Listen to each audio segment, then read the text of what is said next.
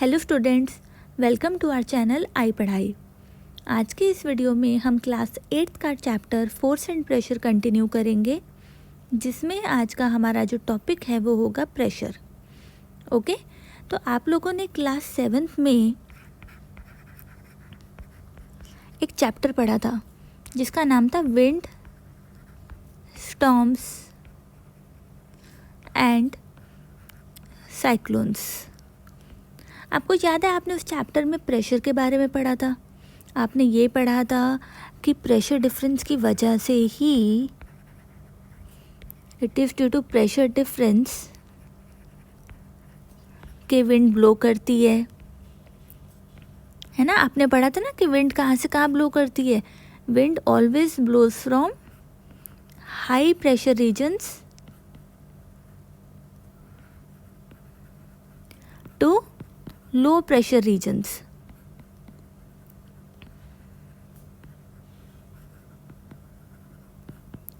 है ना। उसी तरह से आपने पढ़ा था कि प्रेशर डिफरेंस की वजह से ही साइक्लोन्स आते हैं, इसी की वजह से स्टॉर्म्स आती हैं। ठीक है, तो अब हम ये समझेंगे कि क्या प्रेशर का फोर्स के साथ कोई रिलेशन है या नहीं। ओके, तो मैं आपको एक एग्ज़ाम्पल देती हूँ। एक एग्ज़ाम्पल है कि आपके पास मानो एक आयरन नेल है ना, और आपको उसे एक टेबल में हैमर करना है। ओके, आप चाहते हो वो आयरन नेल जो है वो इस टेबल के अंदर हैमर हो जाए। तो अब आपके पास दो ऑप्शन है, या तो आप उस आयरन नेल को इस तरह से हैमर कर सकते हो, मतलब ऊपर से like this on the table, और या फिर आप क्या कर सकते हो, इस आयरन नेल को उल्टे तरीके से हैमर कर सकते हो। यानी कि कैसे, इस तरह से। अच्छा, अब आप मुझे बताओ कि आपको क्या लगता है कि किस केस में जो नेल है उसकी हैमरिंग सही से हो पाएगी। अच्छा, आपके पास यहाँ पे दो केस हैं, केस ए और केस बी। अब आप मुझे बताओ कि किस केस में आयरन नेल जो है वो आराम से अंदर जा पाएगा। सोचो। ऑब्वियसली इसका आंसर होगा केस बी। केस बी में जब हम आयरन नेल को हैमर करेंगे तो वो आराम से अंदर जाएगा। क्यों अंदर जाएगा आराम से? क्योंकि यहाँ पर हम जो हैमरिंग कर रहे हैं वो हम कहाँ कर रहे हैं, फ्लैट एंड पर, है ना। और नीचे ये जो एरिया टेबल के साथ कांटेक्ट में वो बहुत कम है, तो जैसे ही हम इसके ऊपर थोड़ा सा फोर्स लगाएंगे ये आराम से अंदर चला जाएगा। ये एक अच्छा खासा प्रेशर क्रिएट करेगा। लेकिन केस ए में क्या होगा कि जब आप इसके ऊपर फोर्स लगाओगे, तो फोर्स जब आप लगाओगे तो ये एरिया ज़्यादा होने की वजह से ये अंदर नहीं जा पाएगा, है ना। प्रेशर उतना लग नहीं पाएगा। तो इसका मतलब कहीं ना कहीं जो प्रेशर है और जो फोर्स है वो आपस में इंटर रिलेटेड है। एग्री? तो हम समझते हैं कि प्रेशर और फोर्स के बीच में क्या रिलेशन है। देखो, प्रेशर को डिफाइन किया जाता है, प्रेशर इज डिफाइंड एज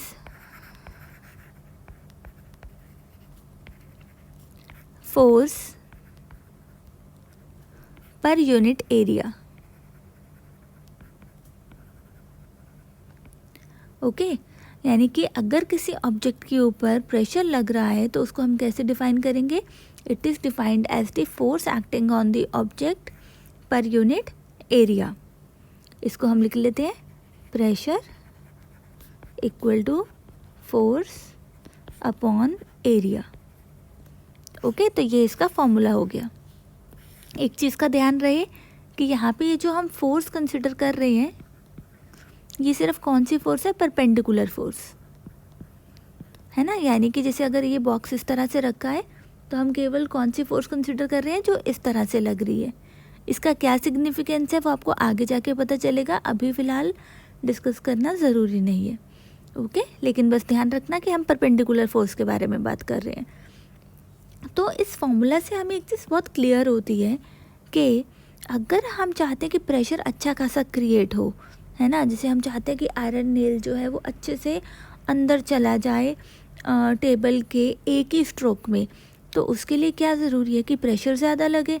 अब प्रेशर ज़्यादा लगने के लिए क्या क्या चीज़ें हो सकती है? देखो प्रेशर किस पे डिपेंड कर रहा है, प्रेशर फोर्स पे डिपेंड कर रहा है और प्रेशर एरिया पे डिपेंड कर रहा है।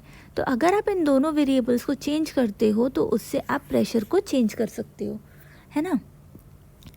तो प्रेशर को इंक्रीज़ करने के लिए या तो आप फोर्स को इंक्रीज़ कर दो, क्योंकि फोर्स जितना बढ़ेगा उतना प्रेशर भी बढ़ेगा, या फिर आप एरिया को डिक्रीज़ कर दो। जो क्रॉस सेक्शनल एरिया जो कांटेक्ट में है सरफेस के साथ, आप उसको डिक्रीज़ कर सकते हो, तो प्रेशर ज़्यादा क्रिएट होगा। उसी तरह से अगर आप चाहते हो प्रेशर कम लगे, कुछ सिचुएशंस में हम चाहते हैं कि प्रेशर कम लगे, तो उस केस में आप फोर्स को कम कर सकते हो कि फोर्स ही कम लगे, या फिर आप एरिया को बढ़ा सकते हो, है ना। अब कुछ केसेस में प्रेशर ज़्यादा डिज़ायरेबल है और कुछ केसेस में प्रेशर कम डिज़ायरेबल है। अब ऐसे कौन कौन से केसेस हैं वो मैं आपको समझाती हूँ। तो देखो, जब भी हमें आयरन नेल की हैमरिंग करनी है ना, तो हम यहाँ पे क्या चाहते हैं कि वो आयरन नेल जो है वो आराम से जिस भी सरफेस में हम उसे हिट कराना चाहते हैं वो आराम से उस सरफेस के अंदर चला जाए। तो उसके लिए हम क्या चाहेंगे कि प्रेशर ज़्यादा लगे। प्रेशर ज़्यादा के लिए अब या तो आप बहुत ज़ोर से इसको हिट करो, या फिर आप इसका क्रॉस सेक्शन एरिया जो है जो कांटेक्ट में रहेगा सरफेस के साथ, आप उसको कम कर दो।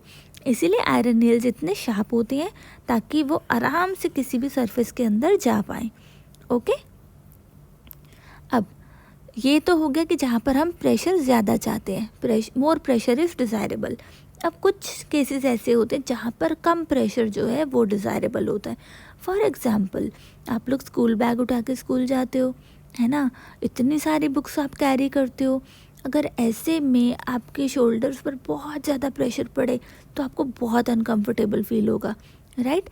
इसीलिए आपके जो बैग्स होते हैं उनके जो शोल्डर स्ट्रैप्स होते हैं उनका क्रॉस सेक्शनल एरिया ज़्यादा होता है। क्यों ज़्यादा होता है? क्योंकि आप देखो कि प्रेशर जो है वो किस पे डिपेंड करता है, एरिया पे डिपेंड करता है, लेकिन इन्वर्सली प्रोपोर्शनल है एरिया के। तो एरिया जितना बड़ा होगा प्रेशर उतना ही कम लगेगा आपके शोल्डर्स पे और आप कंफर्टेबली अपना स्कूल बैग कैरी कर पाओगे। ओके, अब ये जो कुलीज़ हैं, हम कुलीज़ की बात करते हैं। कुलीज़ इतना लगेज उठा उठा के घूमते हैं, ठीक है। अब ऐसे में ये जो लगेज है ये बहुत ज़्यादा फोर्स एक्सर्ट करता है कुली के ऊपर। तो अब इतना ज़्यादा फोर्स यहाँ पे हाई है तो कुली के हेड पे तो बहुत ज़्यादा प्रेशर लगेगा। लेकिन जो कुली हैं वो स्मार्ट होते हैं, वो क्या करते हैं, इस प्रेशर को डिक्रीज़ करने के लिए वो यहाँ पर जो कॉन्टैक्ट एरिया ना उसको बढ़ा देते हैं। कैसे बढ़ा देते हैं? वो यहाँ पर एक क्लॉथ रख लेते हैं। इस तरह से उन्होंने यहाँ पे क्लॉथ पीस रख लिया।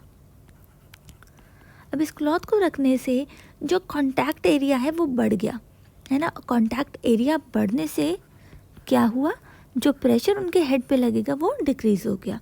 ओके, उसी तरह से जब आप लिखते हो तो आपने नोटिस किया होगा कि आप ब्लंट पेंसिल से जब आपकी पेंसिल एकदम घिस जाती है तो आप उतना प्रॉपरली नहीं लिख पाते हो, लेकिन जब आपकी पेंसिल एकदम शार्प होती है तो आप बहुत ज़्यादा प्रॉपरली और बहुत ज़्यादा सुंदर लिख पाते हो, है ना। तो यहाँ पर भी प्रेशर का रोल आता है, प्रेशर और फोर्स का रोल आता है।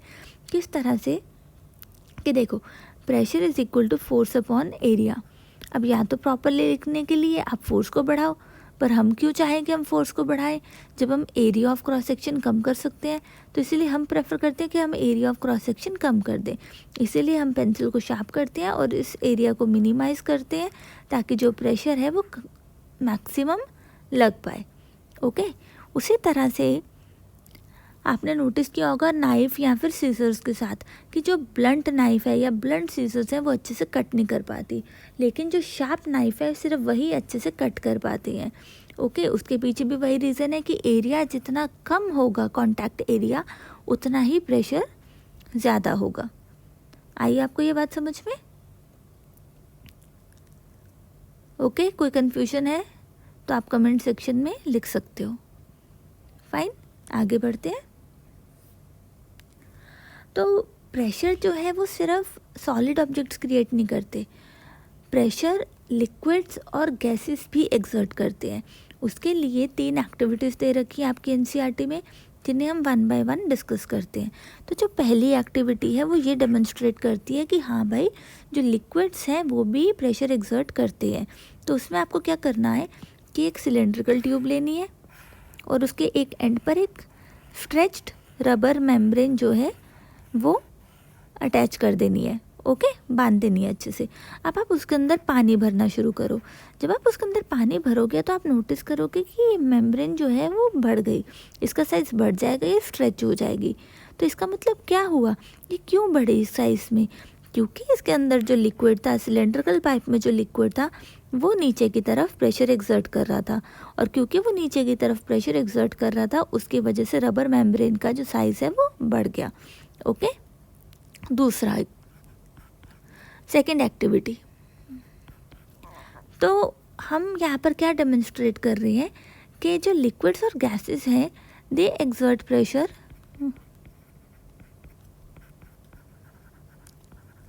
On the sides of container. वो कंटेनर की साइड्स पर भी प्रेशर एक्सर्ट करते हैं। उसके लिए हमने क्या किया है, हमने एक बॉटल लिया, ठीक है, और बॉटल में हमने यहाँ पे नीचे एक होल कर दिया, और उस होल में हमने एक सिलेंड्रिकल ट्यूब इंसर्ट की, और उस ट्यूब के एक एंड पर हमने बैलून अटैच कर दिया। तो जैसे ही हम इसमें लिक्विड भरेंगे हम नोटिस करेंगे कि धीरे धीरे वो जो बैलून है उसका साइज़ बढ़ रहा है। अब वो क्यों बढ़ रहा है? क्योंकि ये जो लिक्विड है ये नीचे तो प्रेशर एक्सर्ट कर ही रहा है, साथ के साथ ये कंटेनर की, ये बॉटल की साइड्स पर भी प्रेशर एक्सर्ट कर रहा है। अब क्योंकि ये यहाँ पे प्रेशर एक्सर्ट कर रहा है उसकी वजह से बैलून का जो साइज़ है वो बढ़ जाएगा। ओके, आया समझ? अब थर्ड एक्टिविटी पर आते हैं। थर्ड एक्टिविटी भी कहीं ना कहीं हमें यही बताती है कि जो लिक्विड्स हैं वो कंटेनर की साइड्स पर प्रेशर एक्सर्ट करते हैं, लेकिन यहाँ पर हमें एक चीज़ और पता चलती है, वो ये है कि देखो आप क्या करो, एक बॉटल में पानी भरो और 3 बराबर की जगह पर, मतलब बराबर लेवल पर आप होल्स कर दो। तो आप नोटिस करोगे कि इन होल से पानी जो है बाहर आ रहा है, प्रेशर से बाहर आ रहा है। लेकिन आप इसमें एक चीज़ और नोटिस करोगे, और वो क्या नोटिस करोगे कि पानी इक्वल प्रेशर से बाहर आ रहा है। ये जो डिस्टेंस कवर कर रहा है बाहर आने के बाद, कौन सा डिस्टेंस? ये वाला डिस्टेंस। ये वाला डिस्टेंस कवर कर रहा है बॉटल से, अगर आप बॉटल और जहाँ पे पानी का एंड हो रहा है वहाँ पर आप ये डिस्टेंस मैच करो तो आप देखो कि ये बराबर आएगा, है ना? क्यों बराबर आ रहा है? क्योंकि तीनों होल्स जो है ना वो सेम लेवल पर है, और सेम लेवल पर जो लिक्विड है वो हमेशा सेम प्रेशर एक्सर्ट करता है। अगर आप ये जो होल्स हैं वो अलग अलग लेवल्स पर कर दो तो आप क्या नोटिस करोगे कि अलग अलग लेवल पर जो पानी है वो अलग अलग डिस्टेंस कवर करेगा, कुछ इस तरह से। ओके, तो थर्ड एक्टिविटी से हमें क्या पता चलता है कि लिक्विड्स एक्सर्ट इक्वल प्रेशर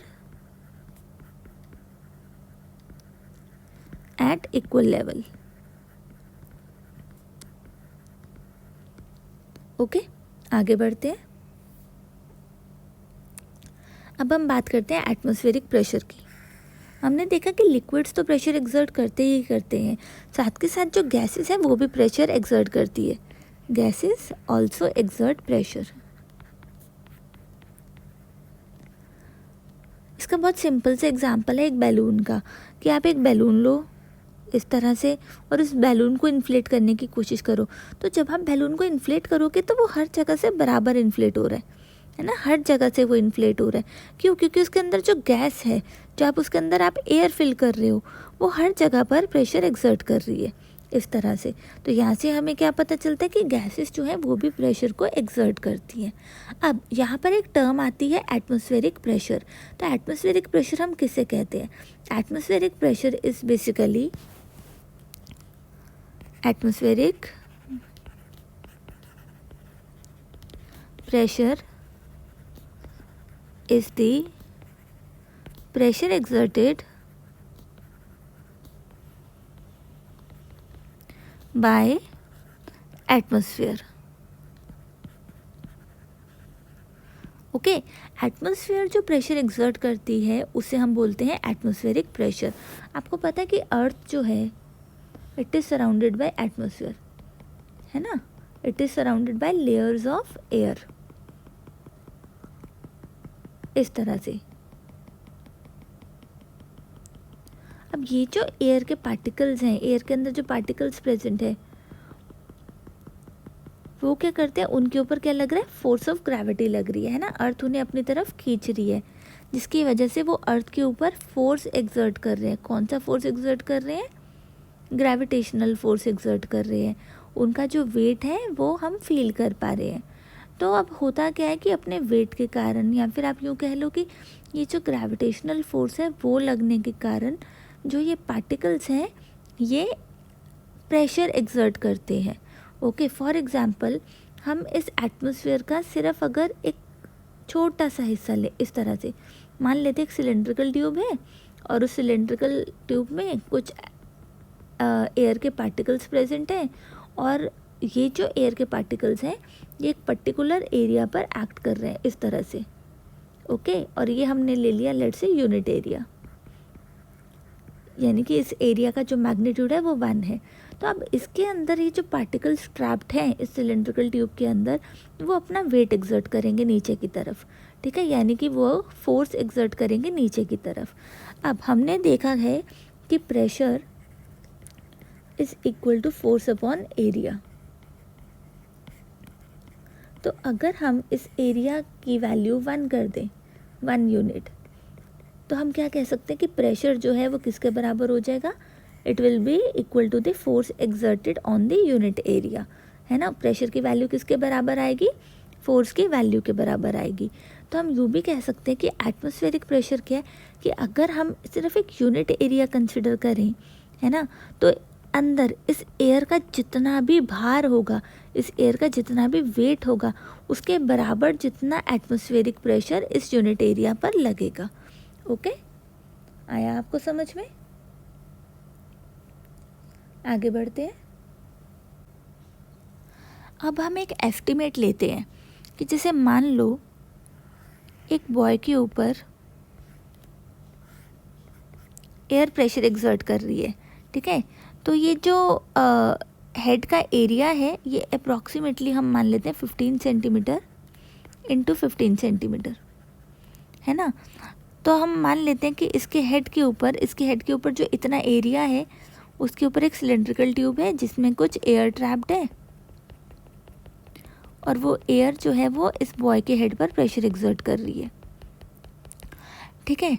तो मैं आपको बता दूं कि ये एयर जो इसके ऊपर प्रेशर एक्सर्ट करती है इतने एरिया के ऊपर, वो मालूम है कितने के बराबर होता है, it is approximately equal to force of gravity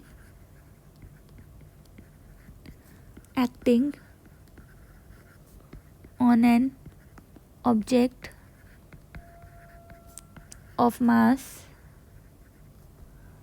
225 kg। और ये फोर्स आपको मालूम है कितनी होती है, ये फोर्स होती है 2250 न्यूटन्स के बराबर, जहाँ पे न्यूटन्स क्या है, it is the SI unit of force.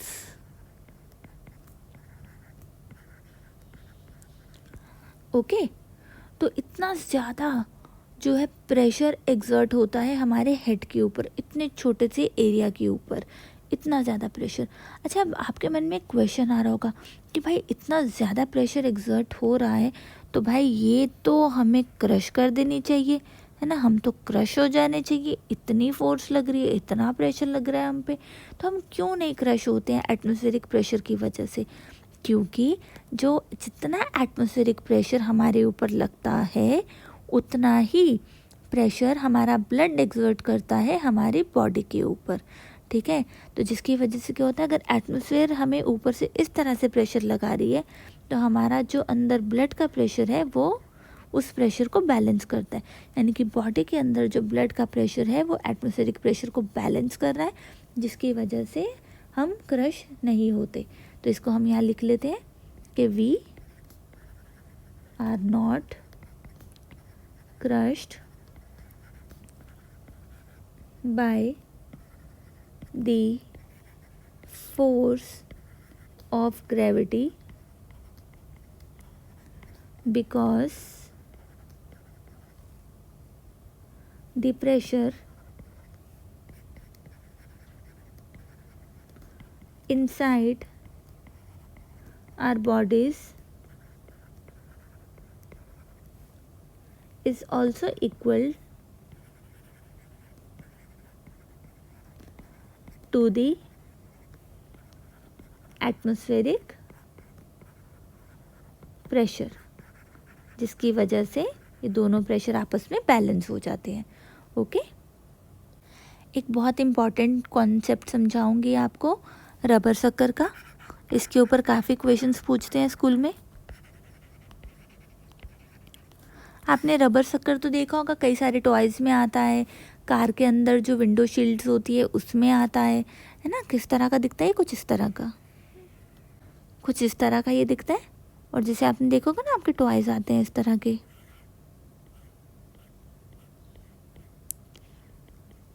है ना. और आप इसे किसी भी ग्लास के ऊपर चिपकाओ तो ये इस तरह से टॉयज़ आपके हैंग हो जाते हैं.